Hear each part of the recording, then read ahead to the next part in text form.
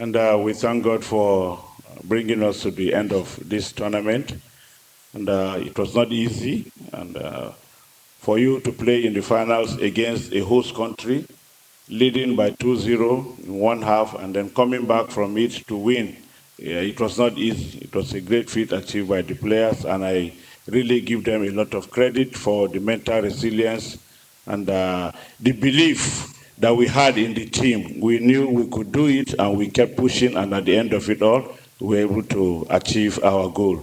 When we were 2 goals down, we knew we were not getting some of our acts properly, and we kept encouraging the players not to lose their self-belief and trusting that once we knew the little challenges, difficulties that we had in the game, and considering those 2 goals also, if it's not a team that has self-belief and mental resilience, it will be easy for you to just give up and then think, well, the match is done and dusted.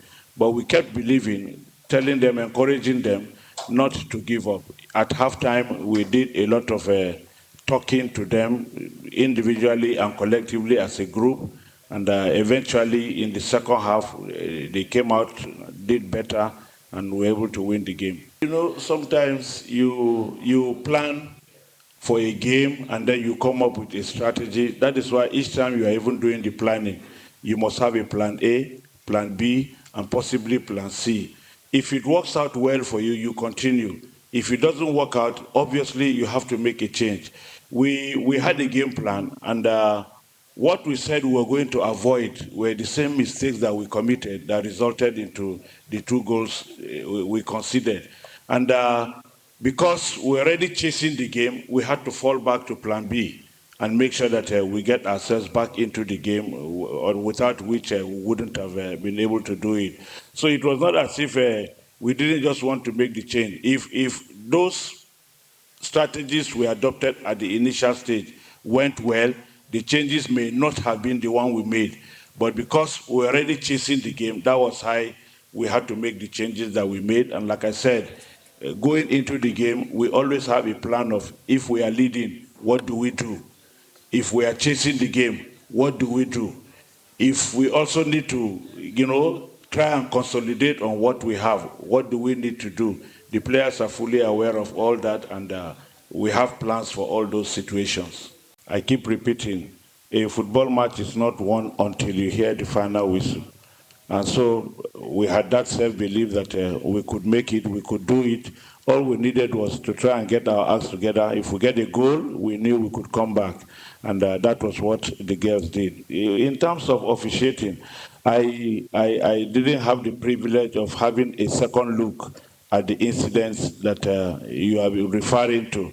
So I wouldn't be in a proper position to be able to judge or assess the performance of the referees or the decision of the referees in that regard. There are experts that have been assigned that responsibility, and it was their duty to make those observations, which they did, and I believe so much that if those decisions were not the right decisions, they wouldn't have awarded the penalty as well as deny what the Moroccans might feel was a deserved penalty on their side. The lasers were not applied on the players alone, even myself. Yes, even my face, they kept pointing those lasers at me, but like I said earlier, we had prepared for all these situations and we knew they would happen. In fact, today it's even less than in the last edition. It's less than in the last edition. So we knew it was going to happen, and the players were ready for it. It didn't have any effect on them. You could see, even when the lasers were coming, nobody bothered about that. We kept going, and then we remained focused on the game. So I don't know if it is proper that this type of situation should always continue, because I don't think it is proper. Something can be done in that regard. If we didn't believe she would make the impact she made, we wouldn't have played her. We know what she can do. We knew the impact she brings each time she's on the field of play. She holds play for us well, and she's also an intelligent player and very creative also. She's an impact player. She has contributed a lot in the games that she has played. either coming off the bench or even when she starts. So she's still developing. She's still developing. We still have a lot to get from her.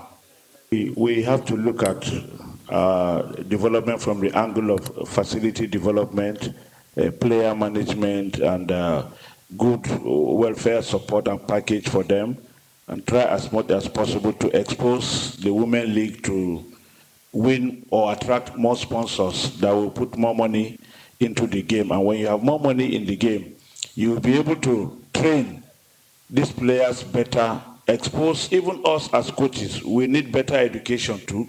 We also need to improve ourselves because you can't just remain at the level you are. The game is dynamic. There are new ideas coming up every time. So while we are also thinking of developing the trainers, we must also try as much as possible to ensure that we have good welfare package for the athletes or the players, as well as have a developmental program, put a proper structure on ground so that you can make progress, you can monitor your progress from the lowest level, from grassroots level, up to the highest level. If we have a proper structure, it means the transition will just be easy from this level to the next level, from this other level to the next level. So we need to put structure on the ground, proper structure on the ground. We need to get facilities in place, train our coaches, give them better and improve environment where they too can develop their capacity better so that the players, the knowledge acquired can equally be transferred onto the players.